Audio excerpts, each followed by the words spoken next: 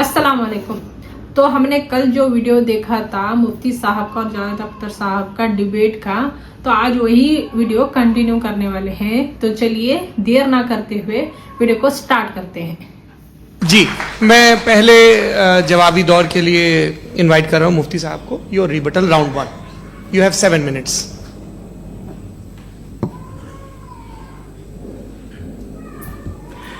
Thank you very much Javed साहब, आपकी बात को सुनकर बड़े महजूज हुए हम लोग। महजूज, do you understand? We enjoyed. Okay, अब थोड़ा सा लॉजिकली उसको हम लोग देखते हैं। दरअसल हम लोगों ने कल गुजारिश की थी मुफ्ती साहब से भी, जावेद साहब से भी, कि हिंदुस्तानी जबान आम फहम सबको समझ में आ जाए और जहां कहीं आप मुश्किल शब्द इस्तेमाल करें वहां बताते भी चलें। Thank you. तो सबसे पहले हमारे रिस्पेक्टेड जावेद साहब ने हवाला दिया कि खुदा फानी है। कितने मजहब आगे चले गए, किसी ने जुपिटर को खुदा माना, किसी ने किसी को माना। मैं कहता हूं जिसने कॉन्टिंजेंट चीज को खुदा माना, गलत माना, वो खुदा ही नहीं, वो खुदा ही नहीं है। हम तो नेसेसरी बीइंग को साबित करने बैठे हैं, वो नेसेसरी कॉज जो इटरनल है, जो अबदी भी है और अजली भी है। हम किसी और को साबित करने नहीं बैठे। दूसरी चीज उन्होंने कहा कि फेथ एंड बिलीफ, ये एक ऐसी डेफिनेशन है फेथ की जो इन्होंने पहली मर्तबा पेश की है, या माफ कीजिएगा इन्होंने पहली मर्तबा पेश नहीं की है, रिचर्ड डॉकिंस ने पहली मर्तबा पेश की है। मुझे मालूम है ये सोर्स कहां से है। एपिस्टेमोलॉजिकली फेथ और बिलीफ का फर्क आप इस तरह नहीं कर सकते सर। फेथ सही भी होता है, गलत भी होता है। बिलीफ सही भी होता है, गलत भी होता है। जो लॉजिक, रीजन और एविडेंस से बैक्ड होगा वो फेथ सही होगा। और आप जिस फेथ की बात कर रहे हैं कि इलॉजिकल है और उसके पीछे नहीं है, तो we are on the same page. हम नहीं मानते उस फेथ को। जो फेथ ऐसा हो जिसके पीछे कोई लॉजिक ना हो, एविडेंस ना हो, हम नहीं मानते। हम तो उस फेथ के कायल हैं जिसके पीछे लॉजिक हो और एविडेंस हो। तो बिलीफ सही भी होता है, गलत भी होता है, फेथ भी सही होता है और गलत भी होता है। तो आज फेथ और बिलीफ के डिफरेंस पे बात नहीं हो रही है। आज आप चाहे फेथ एक्सेप्ट कर लें या बिलीफ एक्सेप्ट कर लें, आज ये बात होगी कि ट्रूथ क्या है। चाहे ट्रू बिलीफ सही है या ट्रू फेथ सही है, और फॉल्स फेथ क्या है और फॉल्स बिलीफ क्या है, बात इस पे हो रही। दूसरी चीज इन्होंने पूछा स्टुपिडिटी फिर क्या है। अगर फेथ रिलीजन स्टुपिडिटी नहीं है तो और क्या है? चूंकि फेथ का मुतालबा करते हैं तो स्टुपिडिटी क्या है? मैं कहता हूं स्टुपिडिटी एथिज्म है। उसकी वजह यह है कि आप एक सड़क पे जा रहे हो और आप किसी गार्डन में जाएं और देखें वहां लिखा है फूलों के साथ I love Javed Akhtar, and I really do, I love you sir. So जब आप वहां पर पहुंचे तो वहां पहुंचकर अब ये बताएं, क्या आप ये कहेंगे वाह व्हाट अ नेचुरल सिलेक्शन? ये क्या नेचुरल सिलेक्शन है? नहीं, ये प्रिसाइजली डिजाइंड है, इसके पीछे डिजाइनर है। लिहाजा अगर कोई एक ऐसी कॉमन सेंस की बात को कबूल नहीं कर रहा है कि यूनिवर्स जो इतने प्रिसाइजली काम कर रहा है, हम कह दें कि खुद ब खुद बन गई, मैं समझता हूं इससे बड़ी स्टुपिडिटी और कुछ नहीं है। ये इर्रेशनल चीज है। फिर हमारे सर ने कहा कि आपने बॉल पे फोकस किया, आइलैंड पे फोकस नहीं किया। अरे आइलैंड को किसने बनाया यही समझाने के लिए तो बॉल की मिसाल दे रहा हूं। और बॉल भी कॉन्टिंजेंट है, आइलैंड भी कॉन्टिंजेंट है, दोनों नेसेसरी बीइंग का मुतालबा करते हैं। आगे इन्होंने कहा कि नेचर में कोई इंसाफ नहीं है। हम डिसाइड करते हैं कि मोरालिटी क्या होती है, इंसाफ क्या होता है। हम डिसाइड करते हैं, जैसे ड्राइविंग सीट में ट्रैफिक वाला, ये तो किसी खुदा ने नहीं कहा, ये है, इसे कहते हैं फॉल्स इक्विवेलेंस। ये एक लॉजिकल फेलेसी है। आपने जो है मिसाल दी ड्राइविंग की और ट्रैफिक की, ये सब्जेक्टिव मोरालिटी है। आप सब्जेक्टिव मोरालिटी को मिसाल बनाकर ऑब्जेक्टिव मोरालिटी के ऊपर नहीं थोप सकते। इंसाफ की ऑब्जेक्टिव मोरालिटी है। अगर आप ये कहते हैं कि नेचर में इंसाफ नहीं है, तो इंसाफ का न होना ये नेचुरल हुआ, तो फिर नेचर को नेचर रहने दे। क्यों हम इतना स्ट्राइव कर रहे हैं दुनिया में इंसाफ लाने के लिए? ये तो इलॉजिकल बात है, इर्रेशनल बात है। इसलिए बहुत सी चीजें ऐसी हैं जो ऑब्जेक्टिवली जो है इविल या गुड हैं, और बहुत सी चीजें ऐसी हैं जो सब्जेक्टिवली हैं। सब्जेक्टिवली जो मोरल होता है या इमोरल होता है, उसको हम सोशल कंसेंसस से या पर्सनल प्रेफरेंस से डिसाइड करते हैं। लेकिन जो ऑब्जेक्टिव मोरालिटी है, जिसमें इंसाफ आया, जो इन्होंने बार बार रिपीट किया, ये ऑब्जेक्टिव है, सब्जेक्टिव नहीं है। अगर आप कहते हैं ये सब्जेक्टिव है, तो मेरा सवाल आपसे ये है, क्या सोशल कंसेंसस के जरिए अगर जुल्म को सही करार दे दिया जाएगा तो आप जुल्म को जस्टिफाई करेंगे? दूसरी चीज इन्होंने ये कहा कि 2 पैक शराब पी लें तो वो उतने पे नहीं रहता, बढ़ जाता है। यही मामला मजहब के साथ है। 2 पैक आप पी लें बढ़ेगा, तो ये एक ऐसी मिसाल है, इसको कहीं भी फिट कर लें कि आप एथिज्म पे जब फिट करें, जब आप 2 पैक एथिज्म का लेंगे ना, तो वो बढ़ बढ़ के नॉर्थ कोरिया बनेगा। Thank you.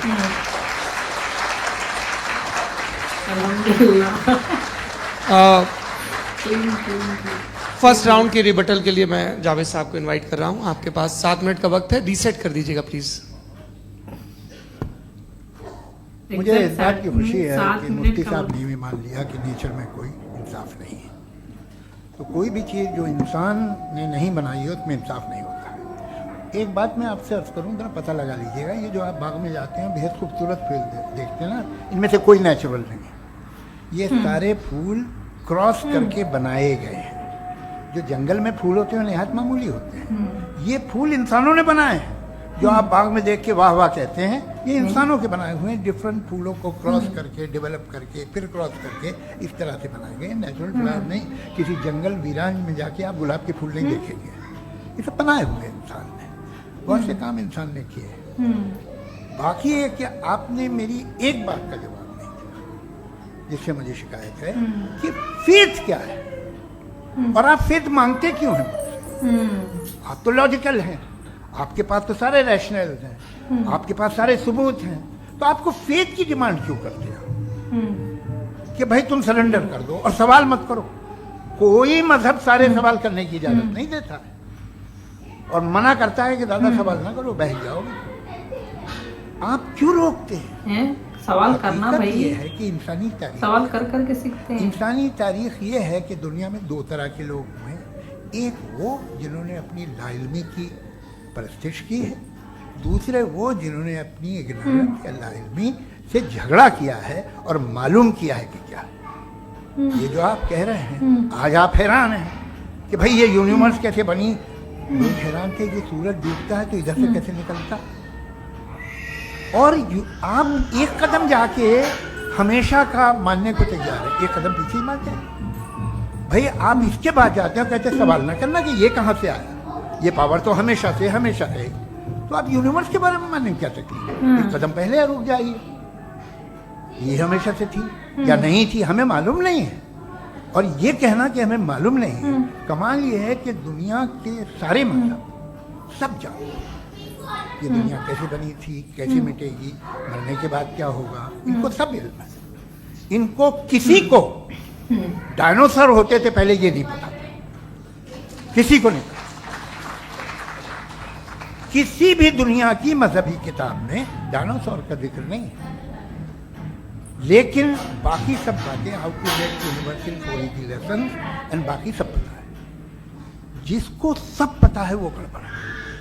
हम में ये इंकिसार, ये ह्यूमिलिटी होनी चाहिए कि हम ये कहें कि हमें ये बहुत सारी बातें नहीं मालूम, लेकिन हम उनकी परस्तिश न करना, अपनी लाइल्मी को की परस्तिश न करें, हम उसे पता लगाने की कोशिश करें।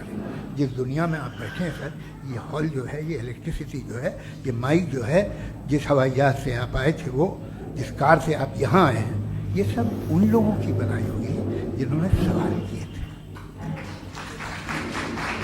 ये दुनिया जिसमें आप आज आराम से हैं, ये उन लोगों की बनाई है कि जिन्होंने सवाल किए थे, और हर स्टेज पे इन सवालों को मकरूह कहा गया था, गलत कहा गया था। आप जरा तारीख पढ़िए, बड़ी दिलचस्प किताब है बर्ट्रैंड रसेल की, जिसमें उसने रिलीजन एंड साइंस कि कब से रिलीजन जो है साइंस के अगेंस्ट है, और हद तो यह है कि भाप के इंजन के खिलाफ थे, स्टीम इंजन के भी खिलाफ थे, और फतवे हुए उन पर, वेटिकन ने दिए। तो ये हमेशा, अभी जैसे ही ये राइट विंगर आते हैं अमेरिका में पावर में, तो वो जो अपना ये क्या बोलते हैं उसे, सीड क्या बोलते हैं, सीड क्या जो, हाँ नहीं सीड जो होते हैं, देखो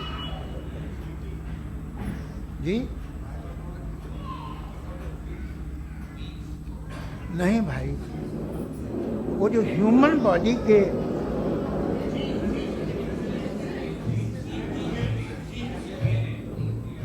उस पर रिसर्च बंद हो जाती है, रिपब्लिकन नहीं करने देते। अरे भाई इतना डर क्या है तुम्हें? एक ज़माने में बहुत नाराज़ थे ये सारे मजहबी लोग कि ये इंसान तो इंसान बनाने की कोशिश कर रहा है। आपको क्या तकलीफ हुई? बना ले तो बना लेने दो, ये खौफ क्या है? और ये सब आज जो आप कह रहे हैं नामुमकिन है, ये कैसे हुआ? मुझे एक किस्सा याद आता है। जब मैं छठी क्लास में था तो मैं मैथमेटिक्स में बहुत वीक था, तो एक टीचर रख दिया गया, उसने 1 2 3 4 5 6 7 को सिखा दिया मुझे। वो दिन मैं भूल नहीं सकता हूँ। जिस दिन उसने ये बताया कि 1/2 क्या होता है और 3/4 क्या होता है, मुझे ऐसा लगा कि मेरा सर बीच से फट जाएगा। ये आदमी कह रहा है कि जो दीवार के अंदर जाओ वॉक करते हुए। आज हंसता हूँ मैं इस बात पे। तो आज जो बातें आपके जहन से बिल्कुल परे हैं और आप हैरान होते हुए देख के, एक वक्त आएगा कि मामूली लगेंगे। और हुआ है, आपकी इंसानी तारीख ही है। इतनी जल्दी सारे फैसले आप मत कर लीजिए, थोड़ा ये ह्यूमिलिटी रखिए कि भाई ये हमें नहीं मालूम। ये कहने में क्या है, ये यूनिवर्स कहाँ तक फैली, ये कब से है और कब तक रहेगी, हमें नहीं मालूम। आपने फैसला कर लिया कब बनी, ये आपके हिसाब से कोई 14 बिलियन ईयर बनी जो समझा जाता है। उससे पहले हजारों करोड़ों अरबों साल तक खुदा बैठा क्या कर रहा था? खामोश बैठा था, ऐसी जमाइयाँ ले रहा था। फिर उसे आइडिया है, यार एक काम करते, वक्त अच्छा गुजर जाएगा, यूनिवर्स बनाते।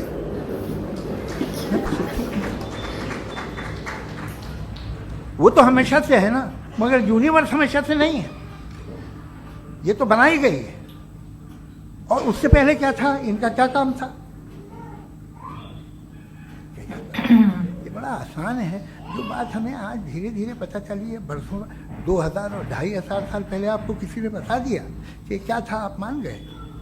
तो तब से वही मान रहे हैं जो 2500 साल पहले कहा गया था। सब कुछ बदल गया है, सॉल्व हो रही है चीज़ें।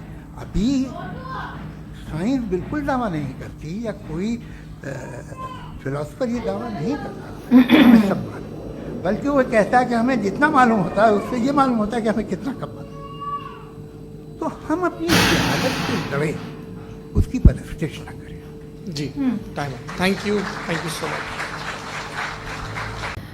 तो देखा आपने, मुफ्ती साहब ने अपनी बात कितनी अच्छे से पेश की, कितने अच्छे से रखा, दोनों ने अपना अपना राय रखा।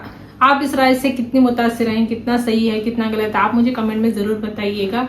तो मिलते हैं नेक्स्ट वीडियो में, तब तक के लिए लाइक शेयर कमेंट करना मत भूलिए, और जो नए हैं वो सब्सक्राइब कर लीजिए। तो चलिए मिलते हैं नेक्स्ट वीडियो में, तब तक के लिए अस्सलाम वालेकुम।